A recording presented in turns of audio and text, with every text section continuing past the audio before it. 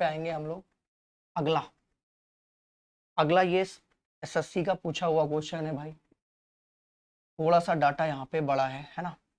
SSC का पूछा हुआ क्वेश्चन है ये। इसको सॉल्व करना है आप।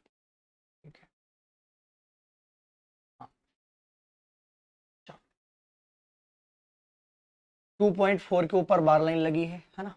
2.4 के ऊपर बार लाइन लगी इंटू 0.6 के ऊपर बार लाइन इंटू 3, फिर 0.16 के ऊपर बार है, फिर मल्टीप्लाई का साइन है, 0.27 के 27 पे बार लाइन, 0.83 में 3 के ऊपर बार लाइन, और इस पूरे पार्ट को डिवाइड किया जा रहा है किसको, 0.16। तो ये पार्ट तो कट ही जाएगा। अगर डिवाइड करोगे तो ये पार्ट नीचे आ जाएगा ना, ऊपर नीचे कट जाएगा। हाँ Rohit good evening, Arushi good evening, सबको गुड इवनिंग भाई। हाँ तो देखिए आपके पास क्या बच रहा है, 2.4 के ऊपर बार लाइन, इसका मतलब हो गया 24, 24 में से 2 घट गया, 24 है ना, 24 में से 2 घट जाएगा तो कितना बचेगा, 22, 22/9। ठीक है, यही तो आ जाएगा, 22/9 आ जाएगा। इंटू इसको क्या लिखेंगे, 6/9, 0.6 के ऊपर बार को 6/9 लिखेंगे। ठीक है, इंटू थ्री, फिर इंटू ये क्या आ जाएगा भाई, 27/99 आ जाएगा ये। और ये क्या आ जाएगा भाई, 83 से 8 घट जाएगा तो कितना आ जाएगा भाई, 75, 75/90 आ जाएगा, ये आ जाएगा। ठीक, बस इतने से पार्ट को सरल करना है। ठीक है, बस इतने से पार्ट को आपको सरल करना। हाँ काट पीट करेंगे हम भाई, तो काट पीट अगर करिए भाई तो 27 × 3 81, और ये 9 × 9 81, ये कट जाएगा है ना भाई। 11 से पाला लगाइए, 11 दूनी 22, और 11 नवैया 99, ये कट जाएगा। ठीक, 9 × 2 कितना आ जाएगा, 18, और हाँ 6 × 2 12 आ जाएगा, और 12, या फिर हम काट देते हैं, 12 आएगा ना, 3 से काटेंगे तो 4 आ जाएगा, फिर 3 से काटेंगे तो 3 आ जाएगा। ठीक है, और 15 × 5 = 75, 15 × 6 = 90, 2 से पाड़ा लगाएंगे, 2 दूनी 4, और 2 तिया 6। आपके पास क्या आ रहा है, 5 × 2 10, 10/9 आ रहा है। अगर इसको सरल करो तो 10/9 आ जाए, है ना, 10/9 आ जाए। और 10/9 को हम क्या लिख सकते हैं, 1 + 1/9। तो इसको क्या लिख सकते हो, 1.1 के ऊपर बार लाइन, ऐसे ही तो लिखोगे, 1.1 के ऊपर बार लाइन, यानी सी ऑप्शन करेक्ट है, 1.1 ये लिख सकते। शैलेंदर गुड इवनिंग भाई, नूपुर गुड इवनिंग। बताओ, ये एसएससी का क्वेश्चन है, पूछा हुआ क्वेश्चन है भाई, एसएससी एग्जाम का। हाँ क्लियर है, चलो सिंपल कैलकुलेशन है। ठीक है, सिंपल कैलकुलेशन है, काट पीट करनी है आपको। ठीक है भाई, चलो अगला नेक्स्ट क्वेश्चन देखिए, ये रिपीटेड क्वेश्चन है भाई एग्जाम का। यदि a बराबर दिया है 0.abc फिर डेड डैश किया गया है, तो a को किस संख्या से, a को किस संख्या से गुणा किया जाए, a को किस संख्या से गुणा किया जाए तो एक पूर्णांक मान प्राप्त हो, तो एक पूर्णांक मान प्राप्त हो, यहाँ पे तो एक पूर्णांक मान प्राप्त हो। ठीक है, एक इंटीजर वैल्यू प्राप्त हो, कहने का मतलब ये। ठीक है, चलिए देखो भाई, बहुत ही बढ़िया क्वेश्चन है, ध्यान देना आप लोग। 0.abc ए बराबर दिया है 0.abc तो ये देखिए रिपीटेशन है ना, abc डेड डैश, तो इसको हम क्या लिख सकते हैं, 0.abc के ऊपर बार लाइन, abc के ऊपर बार लाइन, यही तो लिख सकते हैं। ठीक, फिर इसको हम लिखेंगे, इसको हम 0 दशमलव हटा देते हैं, तो इसको लिखेंगे abc अपान 3 संख्याओं के 3 अंकों पे बार लाइन है तो 3 9 लगा देंगे, 9 9 ये लिख देंगे, ठीक है। यानी ए की वैल्यू आ चुकी है ABC अपान, ए की वैल्यू ये आ चुकी है ABC अपान 999 999। अब कह रहा इसमें हम किससे गुणा कर दें, यानी किस संख्या से मल्टीप्लाई कर दें कि ये जो वैल्यू प्राप्त हो, मल्टीप्लाई करने के बाद जो वैल्यू प्राप्त हो एक इंटीजर वैल्यू प्राप्त हो। इंटीजर का मतलब 1 2 3 4 5 इस तरह से आपको मान प्राप्त हो, ठीक है। यानी दशमलव में डाटा ना मिले हमें, फ्रैक्शन में डाटा ना मिले, एक इंटीजर वैल्यू हमें डाटा मिले, ठीक है। तो देखिए अब हम वही वैल्यू रख सकते हैं। अगर आप इंटीजर वैल्यू चाहते हैं तो यानी यहाँ पर ऐसा मान रख सकते हैं जो 999 से कटेगा, तो 999 भी तो यहाँ हम रख सकते हैं। अगर 999 यहाँ रखेंगे तो 999 999 कटेगा तो बढ़िया है कि ABC एक कंप्लीट इंटीजर वैल्यू आ जाएगी। हाँ Anjali good evening, Sudhanshu good evening भाई। तो 999 रख सकते हैं जो कि ऑप्शन में नहीं, 1000 तो नहीं रख सकते, ठीक है। 999 का डबल 1998 बिल्कुल रख सकते हैं, ऑप्शन में है, ठीक है। और 1999 का 3 टाइम्स करेंगे तो 2997 आएगा, 2997 आएगा। तो 2997 भी तो हम रख सकते हैं। इसका मतलब हम यहाँ पर 2997 भी रख सकते हैं, यानी 999 का कोई भी मल्टीपल रख सकते हैं। तो 2997 भी 999 का मल्टीपल है, 1998 भी 999 का मल्टीपल है। इसका मतलब साफ है, इसका मतलब साफ है यहाँ पर A और C बोथ करेक्ट हैं। A और C होना चाहिए यहाँ पे, सही कर लीजिए, A और C, ठीक है। डी ऑप्शन आपका करेक्ट है, A और C, A और C करेक्ट है, ठीक है। हाँ सुधांशु ठीक है, A और C कार्तिक।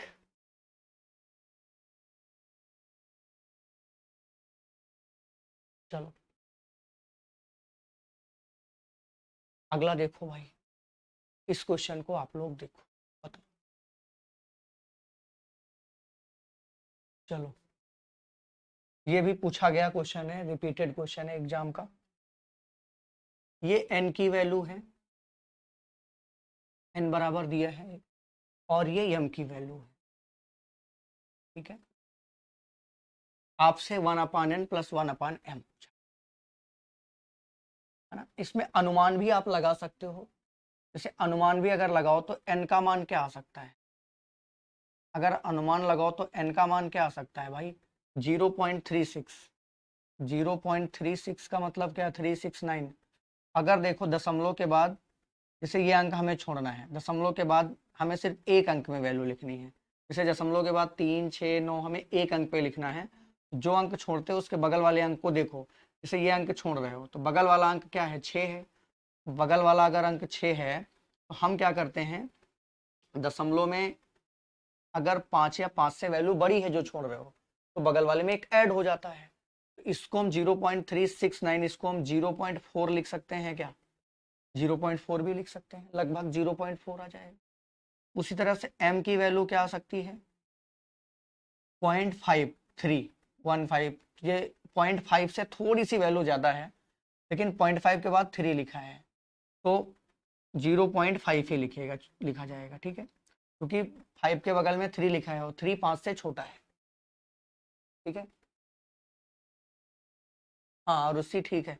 ज़्यादा बड़े क्वेश्चन कहाँ हैं, कहाँ बड़े, देखने में बड़े हैं, देखें नमूना नमूना क्वेश्चन है एकदम, ठीक है, एकदम नमूना नमूना क्वेश्चन है, परेशान ना हो। तो n की वैल्यू मैंने लगभग मान ली क्या, 0.4 है ना भाई, 3 लिखा है, 3 के बगल में 6 था तो 6 5 से बड़ा है तो मैंने 1 बढ़ा दिया।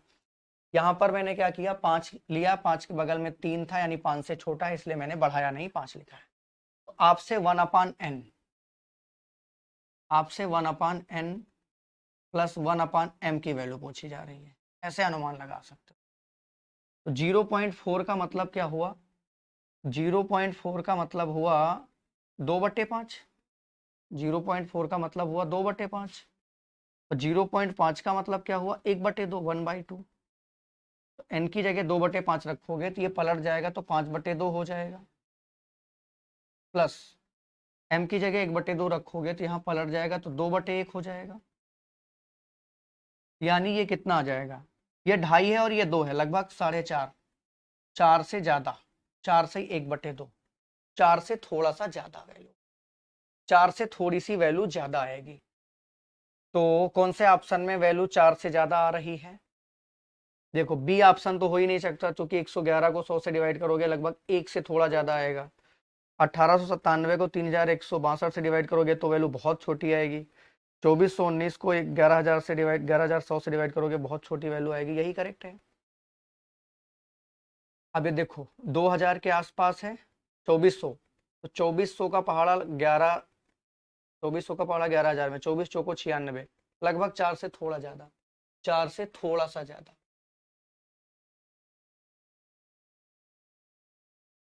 ठीक है, तो ये एक अनुमान था, अनुमान लगा के मैंने आंसर मार दिया।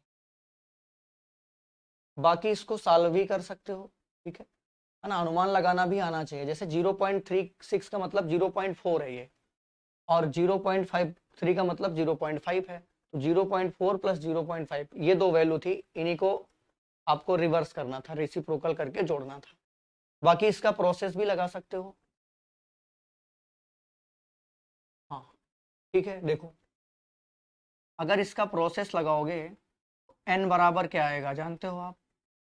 0.369 0.369 369 369, ये तो रिपीट कर रहा है, तो 369 के ऊपर बार लाइन लगेगा, बार लाइन लगेगा और नीचे ये आएगा 99, यही तो आएगा।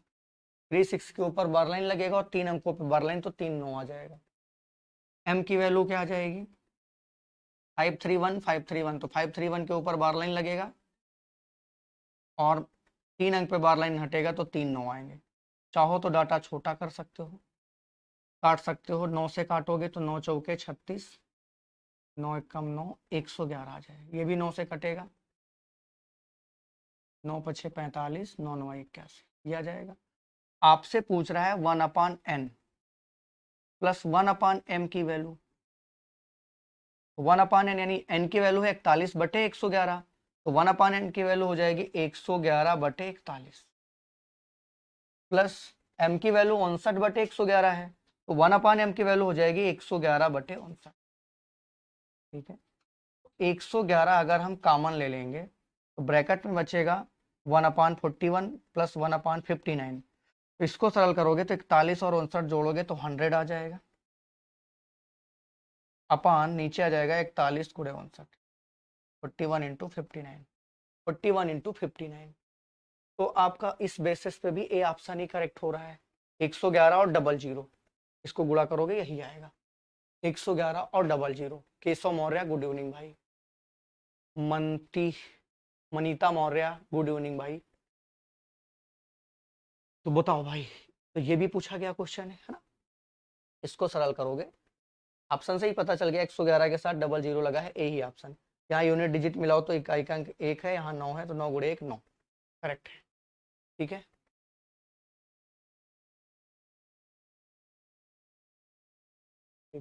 चलो अगला क्वेश्चन नंबर 48 देखिए आप। क्वेश्चन नंबर 48 देखिए आप, बनाने की कोशिश करिए भाई इसको।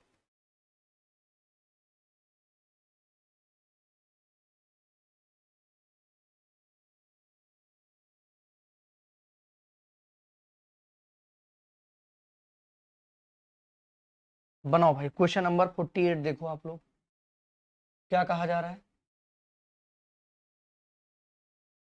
0.234 ना 234, नहीं 343434 रिपीटेशन में है, 2 रिपीटेशन में नहीं है, तो a बाई बी के रूप में व्यक्त किया जाता है, तो b माइनस है, b कैपिटल है। आप इसको हम 0 पॉइंट देखिए, 0.23434, तो रिपीटेशन में कौन है? 3434 है, 2 तो है नहीं, तो इसको हम कैसे लिख सकते हैं? इसको लिख सकते हैं 0.234 के ऊपर रिपीटेशन यानी बार लाइन बराबर एक इसके है a बाई बी के। ठीक, ये हो गया। अब इसको क्या लिखेंगे हम? 234 में से 2 घटा देंगे तो 232 आ जाएगा, 232, 232 आ जाएगा, 232 आ जाएगा, 232।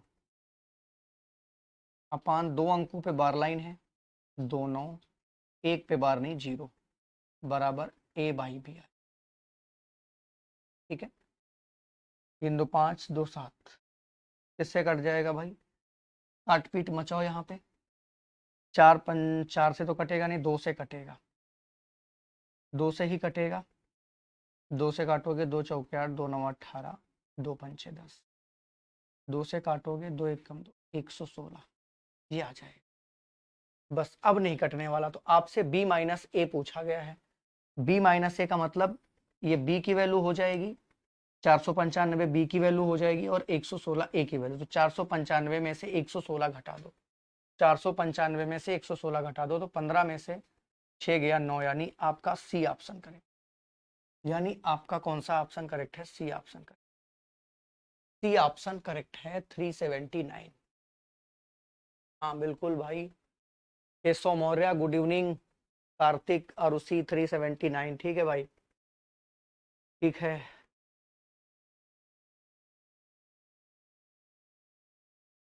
नेक्स्ट, अगला क्वेश्चन नंबर 49 देखिए। क्वेश्चन नंबर 49 आप लोग देखिए। देखो क्या कह रहा है, ए बी सी 3 एकल अंक वाली संख्याएं हैं, 3 सिंगल डिजिट नंबर हैं। जैसे कि 0 पॉइंट ए बी सी बराबर दिया है 26/37 के। तो A plus B plus C. आप एक चीज यहाँ पे ध्यान दीजिए, A B C A B C A B C का रिपीटेशन है और ये सब सिंगल डिजिट है। तो इसको हम क्या लिख सकते हैं? ए बी सी के ऊपर बार लाइन, और ए बी सी के ऊपर बार लाइन का मतलब है ए बी सी अपान 999, और ये बराबर दिया है 26/37 के। बात खत्म, इतना ही तो दिया, 26/37 के 37। अब इसको सरल करेंगे, ये 111 गुणे 9 है, तो 37 या 111 गुणे 9 यानी 27 टाइम्स पहाड़ा लगेगा, 27 टाइम्स पहाड़ा लगेगा यहाँ। ठीक है, फिर क्रॉस गुणा करेंगे तो ए बी सी बराबर क्या आ जाएगा? ए बी सी बराबर आ जाएगा 26 गुणे 26 676, 676 में 26 जोड़ोगे 702 आ जाएगा। तो ये ए बी और सी क्या है? ये सब सिंगल डिजिट है। ए की वैल्यू 7 आ जाएगी, बी की वैल्यू 0 आ जाएगी, सी की वैल्यू 2 आ जाएगी। ए प्लस बी प्लस सी यानी 7 प्लस 0 प्लस 2, तो 7 2 9 आ जाएगा। आपका ए ऑप्शन करेक्ट है, A option correct, A option आपका करेक्ट है। हाँ 49 ए ऑप्शन भाई सबका सही है। चलो नेक्स्ट क्वेश्चन, ये क्वेश्चन देखिए भाई। एक्स बराबर दिया है 1, हाँ एक्स प्लस वाई पूछा है, कुछ खास नहीं है इसमें भाई, कुछ भी खास नहीं है। एक्स बराबर आपको दिया है, एक्स बराबर क्या दिया है? 1.23 के ऊपर बार लाइन है ना, 1.23 के, तो 1234 में से एक घटा दो, कितना आ जाएगा? 1233, 1233 बटे तीनों अंक पे बार लाइन। यही तो लिखोगे एक्स की वैल्यू। वाई की वैल्यू क्या लिखी जाएगी? वाई की वैल्यू, वाई की वैल्यू लिखी जाएगी 4321 में से 4 घटा दो, 4317, 4317 ये तो आएगा, बटे तीनों पे बार लाइन तो 39, यही तो आएगा भाई। 4321 है ये, 4.321 सब समझाया है मैंने। 32 के ऊपर बार लाइन है, तो जितने पे बार लाइन नहीं है उतना घटा दीजिए। तो 4321 में से 4 घटाओगे तो 4317, ये 1234 में से एक घटाओगे तो 1233। ठीक है, अब सबको जोड़ दीजिए, एक्स और वाई, एक्स प्लस वाई पूछा है तो एक्स प्लस वाई का मतलब दोनों को जोड़ दीजिए। जोड़ोगे तो हर तो मैनेज है आपका 999। ठीक है, 999 आप जोड़ोगे तो 7 3 10, 3 1 4, जीरो के बाद 4, 1 5, जीरो के बाद 5, यानी आपका कौन सा ऑप्शन करेक्ट है? करेक्ट है सी ऑप्शन। ठीक है, जीरो के बाद 5, सी ऑप्शन करेक्ट। ठीक भाई, 50 में सी ऑप्शन आपका। चलो नेक्स्ट, ये देखिए क्या कहते हैं। ये क्वेश्चन क्या कह रहा है कि 1/4.263, ठीक है, 4.263 बराबर दिया है 0.2346। एक काम करो, आपसे वैल्यू किसकी पूछी जा रही है?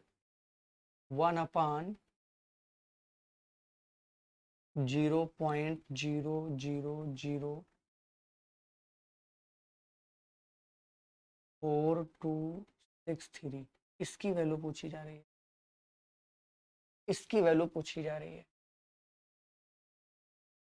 आप करिए क्या, देखिए, ठीक है, ज्यादा समय मत गवाइए।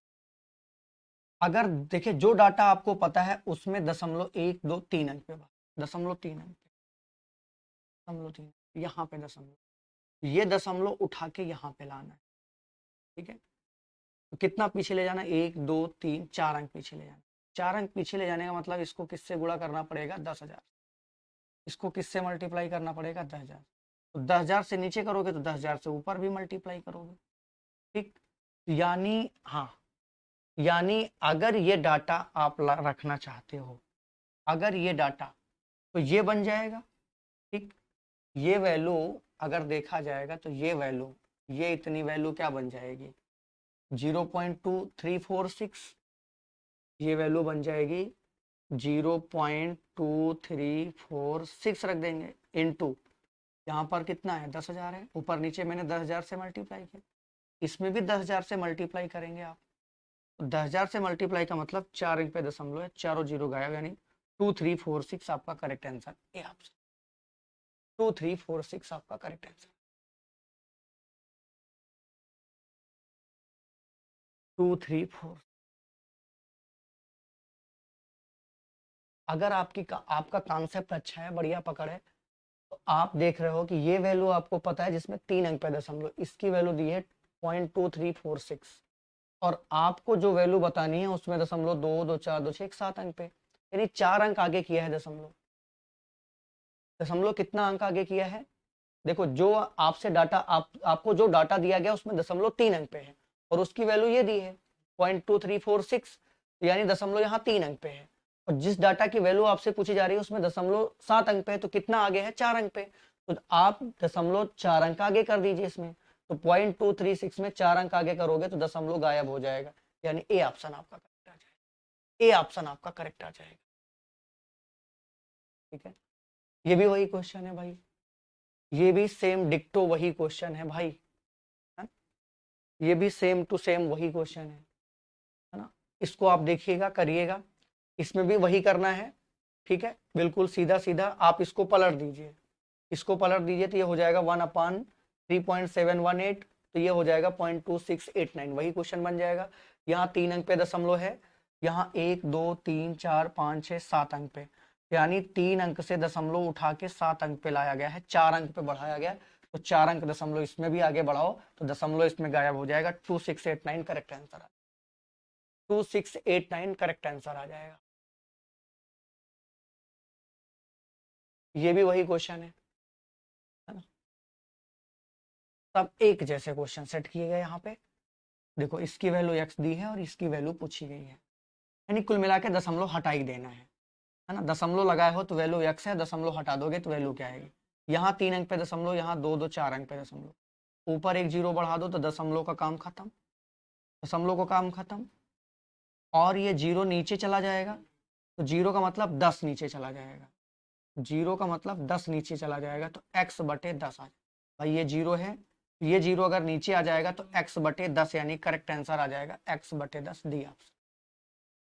547,527/82, इसकी वैल्यू क्या आ जाएगी? x/10, x/10, चाहे यहाँ पे नीचे लिख, चाहे तो नीचे लिख दीजिए, ये जीरो यहाँ पे लिख, x/, ये आपका डी ऑप्शन। 2 2 सेकंड के क्वेश्चन है, 2 2 सेकंड। हाँ, तो डी ऑप्शन करेक्ट है भाई, ठीक है, x/। चलो नेक्स्ट, निम्न में से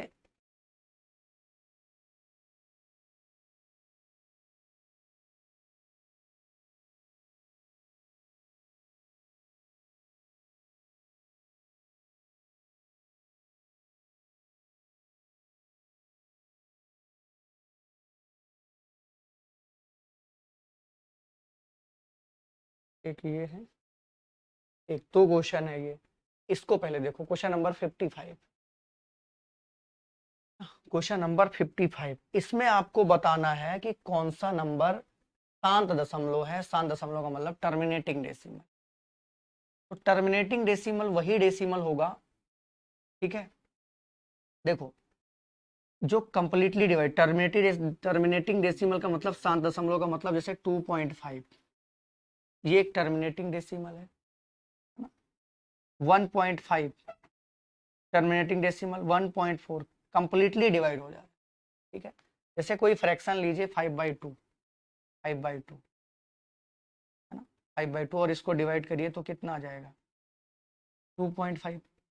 अगर कोई फ्रैक्शन कंप्लीटली डिवाइड हो जाता है ना, दशमलव लगता है उसके बाद कंप्लीटली डिवाइड हो जाता है, उससे जो डेसिमल आपको मिलता है वो आपका टर्मिनेटिंग डेसिमल ही तो होता है। यानी दशमलव के बाद 2 या 3 या 4 अंक पे खत्म हो जाता है, वही तो शांत दशमलव होता है, टर्मिनेटिंग डेसिमल होता है। आप देखो इसमें कौन सा ऐसा है जो कंप्लीटली खत्म हो सकता है। जैसे अगर हम यहाँ पे बात करें तो काट पीट करेंगे, 3 से काटेंगे, 3 दूनी 6, 3 5 15, 5/200 तो कंप्लीटली डिवाइड हो जाएगा ये। 5/200 ये कंप्लीटली डिवाइड हो जाएगा, ना ये कंप्लीटली डिवाइड होगा, ना ये कंप्लीटली डिवाइड होगा दशमलव के बाद, ना ये कंप्लीटली डिवाइड होगा। एक ही आपका सी ऑप्शन करेक्ट है, यही आपका शांत दशमलव है, terminating decimal, C option correct. Muskan good evening भाई, ठीक है। कंप्लीटली डिवाइड आपका यही 15/600, यही संख्या है जो कंप्लीटली डिवाइड होगी, ये सी ऑप्शन में, और यही आपसे पूछा जा रहा है शांत दशमलव, ठीक है। और कोई संख्या अगर कंप्लीटली डिवाइड हो रही, कंप्लीटली डिवाइड होने का मतलब है, देखो जैसे 15/600 है, 15/600 तो कंप्लीटली इसलिए डिवाइड हुई क्योंकि यहाँ पे काटा मैंने, 3 से काटा तो 2 आ गया, 3 से काटा तो 5, यानी 5/200 आ गया। 3 5 यही तो आ गया, ठीक। अब 200 को अगर देखो तो 200 में अगर हम देखें तो फैक्टर क्या बन रहे हैं, 2 और 5 के ही तो फैक्टर बन रहे हैं। 200 में अगर हम देखें जो हर है हमारा, डिनोमिनेटर है 200, उसमें 2 और 5 के अलावा कोई फैक्टर नहीं है। तो अगर हर में, किसी भी फ्रैक्शन के हर में 2 और 5 के ही सिर्फ फैक्टर हैं, ध्यान रखने वाली बात है। कैसे पहचाना जाता है कि टर्मिनेटिंग डेसिमल है? किसी भी फ्रैक्शन में, किसी भी फ्रैक्शन में जो हर होता है, डिनोमिनेटर होता है, उसमें अगर उसके फैक्टर बनाइए और उसमें सिर्फ 2 और 5 के ही फैक्टर हैं, 2 और 5 ही सिर्फ फैक्टर हैं, यानी फैक्टर में 2 आता है और फैक्टर में 5 आता है, तभी वो टर्मिनेटिंग डेसिमल है, शांत दशमलव, अर्थात वो क्या हो जाएगा, नॉन टर्मिनेटिंग। 2 और 5 के फैक्टर का होना जरूरी है, समझ में आ रही बात? शांत दशमलव होने के लिए हर में 2 और 5 का फैक्टर होना जरूरी है, 2 और 5 का फैक्टर होना जरूरी है, ठीक है। एक क्वेश्चन इससे पहले भी है, इसमें बताना है आपको गैर अवसान। गैर अवसान नहीं समझ में आ रहा तो इंग्लिश देखिए इसकी, इंग्लिश क्या कह रहा है, नॉन टर्मिनेटिंग, यानी अशांत दशमलव, अशांत दशमलव। तो शांत दशमलव के लिए क्या देखा है, शांत दशमलव में हर में, शांत दशमलव में देखो टर्मिनेटिंग डेसिमल में आपने क्या देखा है, टर्मिनेटिंग डेसिमल में ये न्यूमिनेटर होता है और ये डिनोमिनेटर। तो डिनोमिनेटर में 2 और 5 के फैक्टर का होना जरूरी है, 2 और 5 के फैक्टर का होना, सिर्फ 2 और 5 के फैक्टर होने चाहिए। किसके किसके फैक्टर होने चाहिए, डिनोमिनेटर में 2 और 5 के फैक्टर होने चाहिए। और अशांत दशमलव के लिए नॉन टर्मिनेटिंग में 2 और 5 के अलावा अन्य कोई फैक्टर अगर है, 2 और 5 है ना, सिर्फ 2 और 5 के फैक्टर हैं तो वो शांत है, और 2 और 5 के अलावा कोई अन्य फैक्टर भी है उसमें, तो वो फिर क्या है, अशांत, नॉन टर्मिनेटिंग। तो जैसे यहाँ पर अगर मैं अशांत यानी नॉन टर्मिनेटिंग ढूंढ रहा हूँ तो 1000 में सिर्फ 2 और 5 के फैक्टर है, अर्थात ये टर्मिनेटिंग डेसिमल है। यहाँ देखो सिर्फ 2 और 5 के ही फैक्टर है, ये भी आपका क्या है, टर्मिनेटिंग डेसिमल है ना, टर्मिनेटिंग डेसिमल है। और इसमें 2 है ही नहीं है, सिर्फ 5 है और 3 है, ये भी नहीं है। इसमें देखिए 2 और 5 के अलावा अन्य फैक्टर भी है, तो ये आपका नॉन टर्मिनेटिंग है, ये आपका नॉन टर्मिनेटिंग, ये आपका नॉन टर्मिनेटिंग है, ठीक है। अगर हर में, डिनोमिनेटर में सिर्फ 2 और 5 के फैक्टर हैं तो वो आपका क्या है, टर्मिनेटिंग। अगर हर में डिनोमिनेटर में 2 5 के अलावा कोई अन्य फैक्टर भी है तो वो नॉन टर्मिनेटिंग है, तो वो नॉन टर्मिनेटिंग है। हाँ, सी ऑप्शन का। ठीक है, चलो अगला। निम्न में से कौन सी संख्या परमेय संख्या 1/4 और 1/2 के बीच में स्थित है? इस तरीके का भी एक छोटा सा क्वेश्चन आता है। 1/4 का मतलब होता है 0.25, ठीक है, और 1/2 का मतलब होता है 0.5 यानी 0.50, यानी 25 और 50 के बीच में।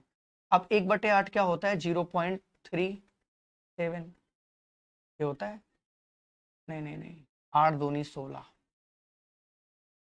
0.125, 0.12, ये तो 25 से नीचे है, नहीं होगा। 3/5 होता है 0.60, ये 50 से ज्यादा है, नहीं होगा। 3/8 होता है 0.37, ये 25 से ज्यादा है, 50 से कम है, यही सी ऑप्शन करेक्ट है, यही सी ऑप्शन करेक्ट है, सी ऑप्शन आपका करेक्ट है। ठीक है, चलो नेक्स्ट। अगर 1/6 को देखोगे तो ये 0.66 होता है ना यार भाई, ये 50 से ज्यादा है, कहाँ हो जाएगा ये? यानी आपको वो संख्या चाहिए जो 25 से ज्यादा हो और 50 से कम हो, तो 37 25 से ज्यादा और 50 से कम है। ठीक है, कह रहा कितने 1/6 मिलकर 41 सही 2/3 के बराबर आएंगे, है ना? देखो, जैसे हम आपसे कह दें कि 50 में कितने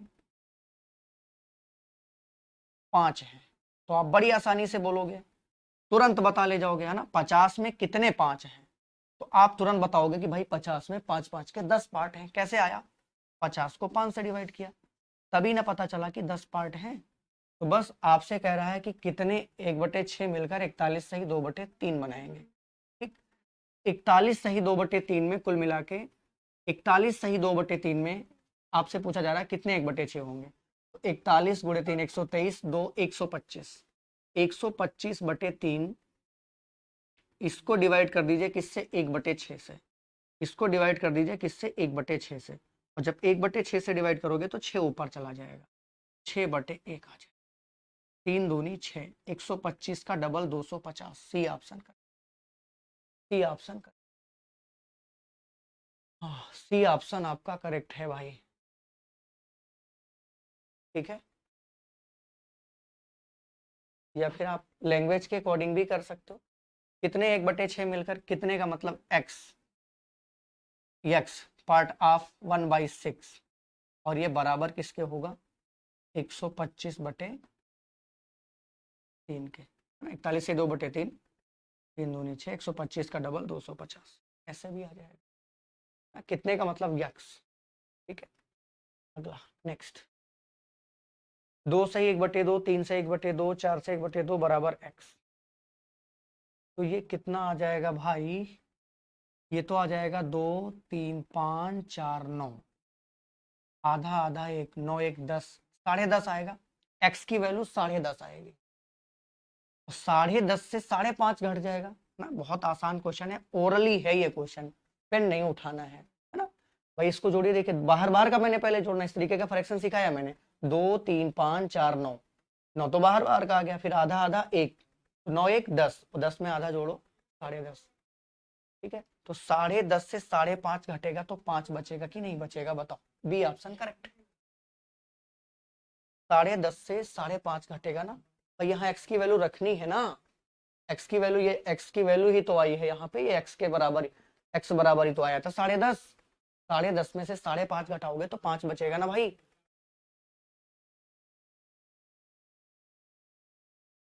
ठीक है, 59, 5/16 और उसके व्युत्क्रम के बीच धनात्मक अंतर, तो 5/16 है, इसका व्युत्क्रम यानी रेसिप्रोकल 16/5 आएगा, कुछ खास नहीं है। और धनात्मक अंतर का मतलब बड़े से छोटा घटाइए, तो ये बड़ा है ये छोटा है, बस 16 का स्क्वायर 256, 256 में से 25 घट जाएगा 231, और 16 पंचे 80, 80 तो आना तय है। 80 का पहाड़ा इसमें कितनी बार लगेगा? 8 त्रिक 24, 8 त्रिक 24, 3 बार नहीं जाएगा, 2 बार जाएगा, 160, सी ऑप्शन करेक्ट है, सी ऑप्शन करेक्ट है, सी ऑप्शन करेक्ट है। सरल कर दीजिए, 231 को 80 से डिवाइड करोगे तो 2 सही 71/80। ठीक है, आज की इस सीट का और इस पूरे चैप्टर का लास्ट क्वेश्चन। डेसिमल फ्रैक्शन यहाँ से कंप्लीट होता है। आपसे पूछ रहा है संख्या को एक पूर्ण संख्या बनाने के लिए, पूर्ण संख्या का मतलब कंप्लीट नंबर, होल नंबर, है ना। Should fraction should be added to make the number of whole number, है ना। तो कौन सी छोटी सी धनात्मक भिन्न जोड़ी जाए, पहले इसका मान आप निकाल लो। कंप्लीट होल नंबर बनाने का मतलब 1 2 3 4 5 इस तरह से कंप्लीट नंबर बताना है। हाँ, संजीत ऑप्शन सी करेक्ट है। तो पहले आप एक काम करो, इसमें कह रहा है, ये जो पार्ट है आपके पास कह रहा है इसमें हम कौन सी छोटी से छोटी फ्रैक्शन ऐड कर दें कि ये कंप्लीट वैल्यू दे दे, हमें होल नंबर दे दे। तो आपका इसका जोड़ जो आएगा भिन्न में आएगा, तो भिन्न में भिन्न जोड़ोगे तो कंप्लीट वैल्यू मिल जा। तो आप बाहर बाहर का जोड़ो, पहले पहले बाहर बाहर का जोड़ लो भाई।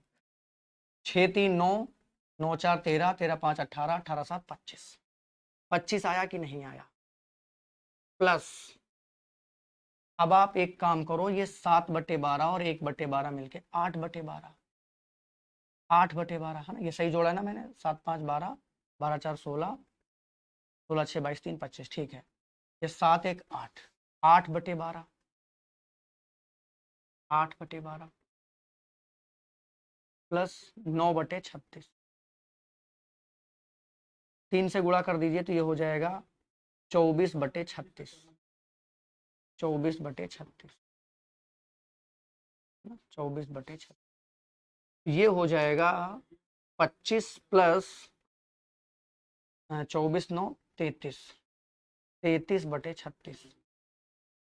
अगर हम 33/36 में, अगर हम 33/36 में कितना जोड़ दें, 33/36 में कितना जोड़ दें भाई, 3/36 जोड़ेंगे, 1/12 ऑप्शन में है, नहीं नहीं, 33 3, अगर 3/36 जोड़ दें,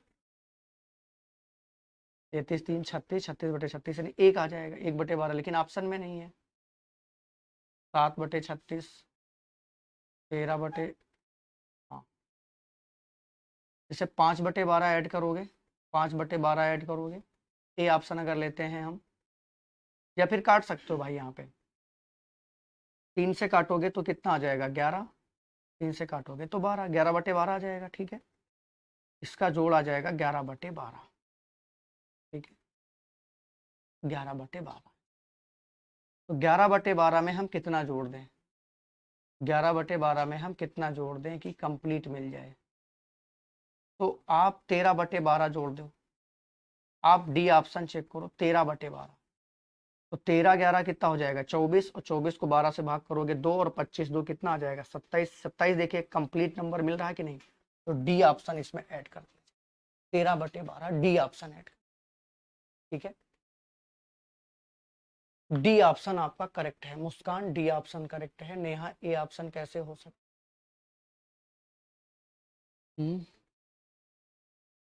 बताओ भाई।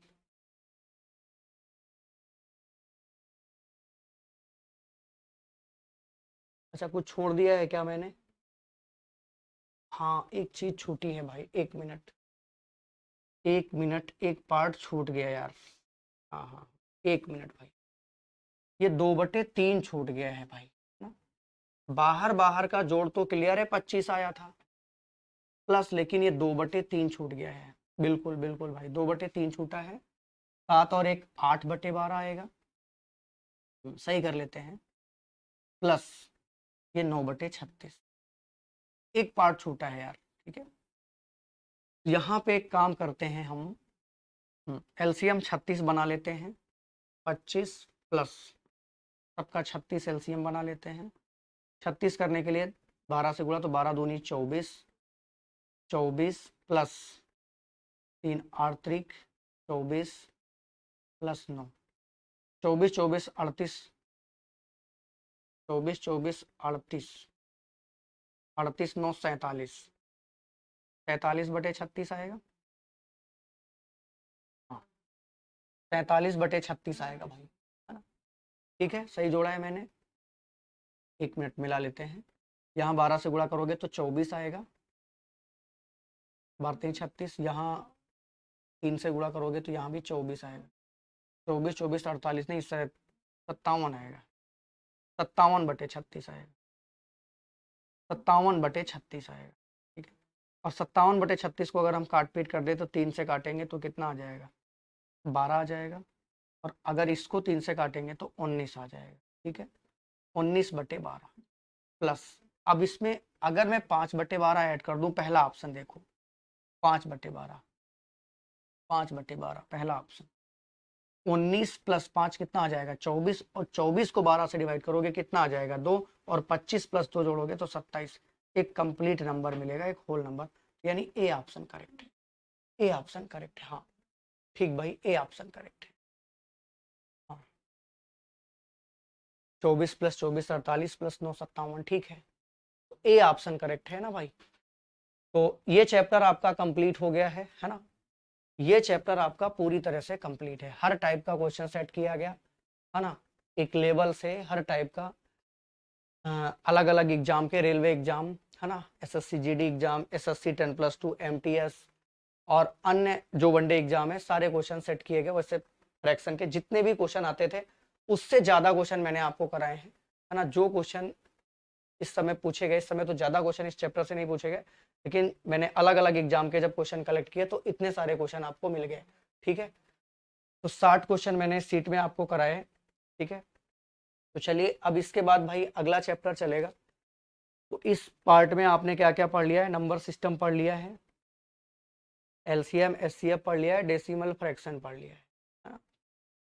तो अब अगला जो पार्ट होगा आपका वो इंडिसेस एंड सर्ट्स का होगा, घातांक और करणी। अगला जो चैप्टर स्टार्ट होगा कल से, घातांक और करणी होगा। ठीक है भाई, चलो भाई, तो ठीक है भाई, आज की क्लास यहीं तक है ना। मिलते हैं अगली क्लास में। थैंक यू, गुड नाइट भाई सबको।